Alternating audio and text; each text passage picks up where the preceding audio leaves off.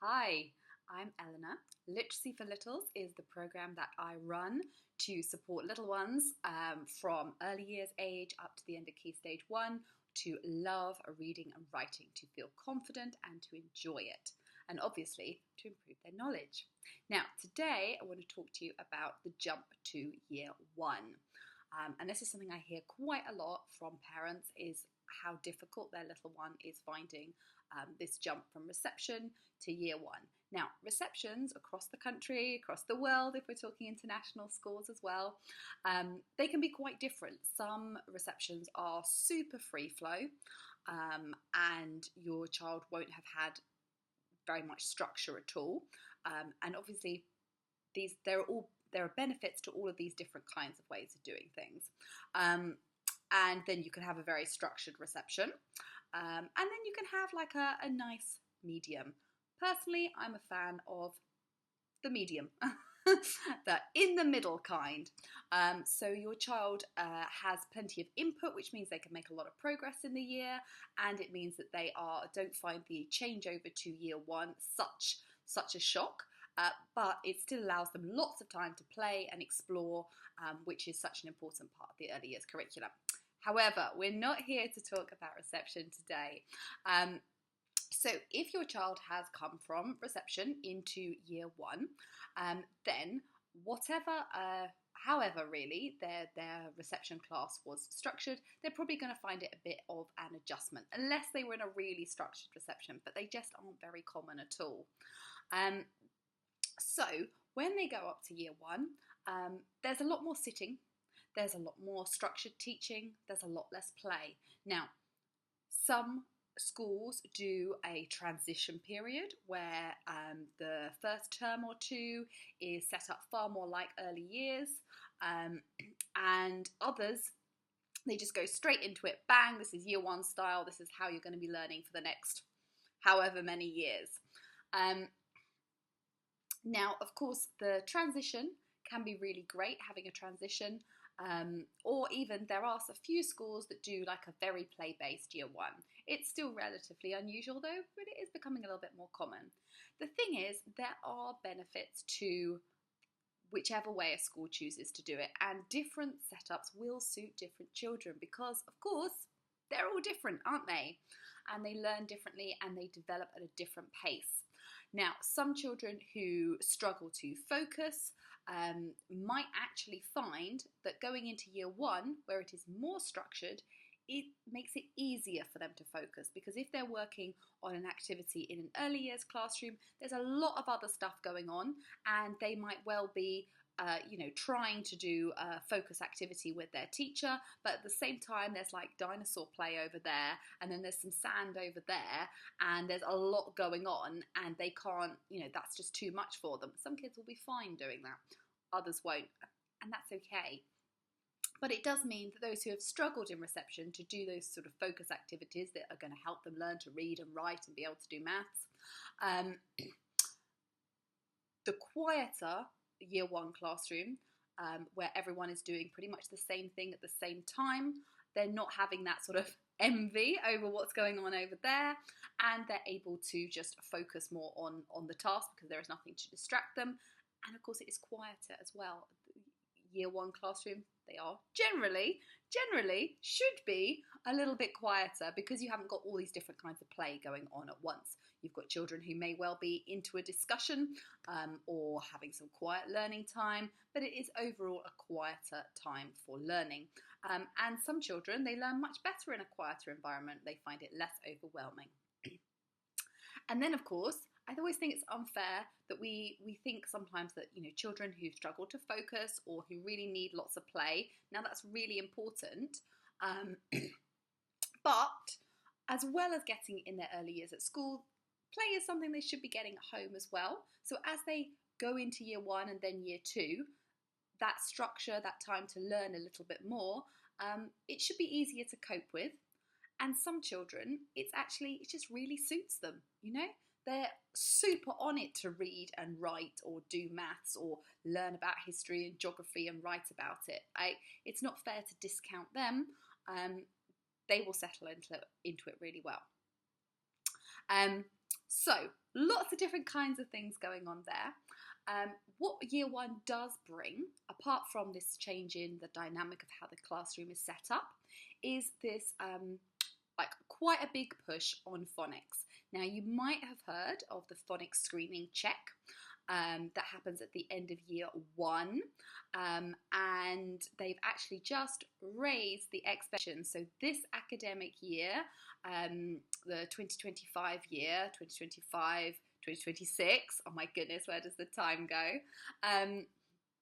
The expectation now is a slightly higher percentage than it used to be. So they're raising the game again, pushing those expectations higher. Year one brings lots of phonics. Reception is the first like big immersion into phonics. Lots of nurseries do some phonics, but reception, you're starting from the simple essential sounds, working your way through. You're actually learning to read and write for the first time properly. It's such an exciting, such a formative stage. But when you go into year one, you are now doing a lot more phonics. There's a lot of phonic sounds covered in year one, and lots more spellings as well. So before we had like the tricky words, and now, yeah, they might be called tricky words, but also you'll just be covering a lot more spellings. There are set spellings, an expectation of set words in year one, year two, year three, year four, etc. Throughout the national curriculum that children are expected to learn. So they'll be doing more kind of active, this is how we learn to spell this. Hopefully. I've always found that different ways that I have for breaking down spellings, my video is going a bit funny. Different ways of breaking down spellings to make it fun for children and memorable. They don't always seem to have been things that they've come across before. That's such an important aspect. Oh, hold on. Alexa, stop. Yikes, I always forget she's on to remind me of stuff like the washing. Otherwise I just forget and it sits there. Such a pain, isn't it? Okay, so the year one phonic expectations. Having learnt about trigraphs, digraphs, or special friends, depending on which phonics program you're using in reception, you're now going on to split digraphs, or chatty friends as they're called in Read Write Inc. And this means that before, let's have a little quick look, so before we had things like this, for example, shh, that's the shh digraph. And now, so that was quite simple. It's two letters that make one sound and they are together. So they are easy, well, they're fairly easy to identify.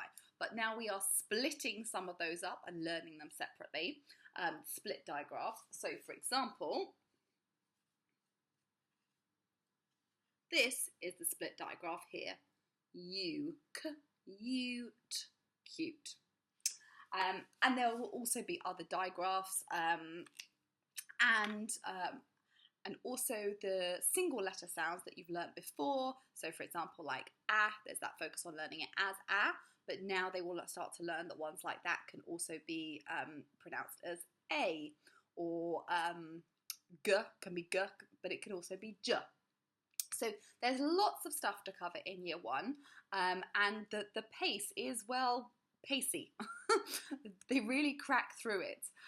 So having some support in place during that year is really important, because although, you know, it will be covered well in school as much as possible, as I said, the pace is fast. They really cover, there's a lot of coverage, or a lot of stuff to cover, and there's just not really that capacity to support children very much who are falling behind.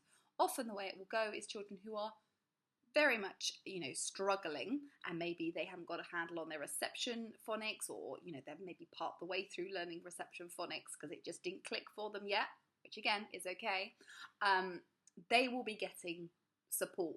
But children who are just finding it a bit hard, a little bit overwhelming, they are the ones who will fall through the cracks, unfortunately, because there is only so much support a school can give, unfortunately. There's a lot of misfortune there, isn't there? There are too many children in classes. There are not enough adults. People are stretched too thin, and that's not going to change anytime soon, unfortunately. Much though I would love to wave a magic wand and make it lots better for the education system, that is just not going to happen. So children who are probably working at it, probably trying, but they will need more help because they just won't get enough support in class. And that is not a criticism of anybody's teacher. It's just the way things are. It is impossible to give every child, 30 kids in a class, the support that they need. So as soon as they start to find things hard, teachers will of course try their very best, but they are very stretched. You know, there will probably be a behaviour issue over here. There will be a child with special educational needs that are maybe a little bit more severe, who will need extra help, and maybe they'll have a TA for that to support there. But there's a lot of other children still in the class, and you can have absolutely no special needs at all, and therefore be less likely to be a priority for support, but still find things in the learning in year one quite hard, quite challenging. And that is why so many parents do, you know, extra at home or have a tutor. So that's just a little bit about that transition to year one. They'll also be expected to write a lot more. I taught in a school once. I was the reception teacher and the early years lead, and they were very keen on the last kind of term or so of the year in reception that every child in the class wrote every single morning, as well as having their normal weekly or twice weekly writing sessions and the opportunity to write independently, that they all sat down in silence and did a writing every day to get them ready for year one. And the expectation was like half a page or so. This is ridiculous. I did not agree with this. Children at that age, the expectation is sentence writing, confident sentence writing, ideally something that they enjoy. And such an important aspect that I think sometimes gets lost is that we want children to enjoy this. This is setting them up for life. These years, they are the foundation of their whole education. And if you make sure that those building blocks are in place, that they are solid, that not only do they have the knowledge, but they enjoy how they can apply it, how they can use it, how they feel about learning as a whole, that will make a huge impact in the rest of their life. So, increased expectation for the writing, and they'll start to learn more grammar as well. Grammar becomes more of a big thing, so we'll be doing things like nouns, adjectives, and verbs. So key things for the beginning of grammar, and a little bit of talk about things like past tense and present tense, because of course when you're writing, that's when children often start to get a little bit muddled up, and then you'll be past to present and it won't quite connect. So I don't know, how do you feel about about year one? Do you think, oh my goodness? Now, year one is a lovely year. They learn so much. They start to be able to explore subjects in a lot more depth. And yet they're still so little, so keen and loving, and also hopefully still getting some play as well. So it can be a wonderful year, but the important thing is to just not let it become an overwhelming year.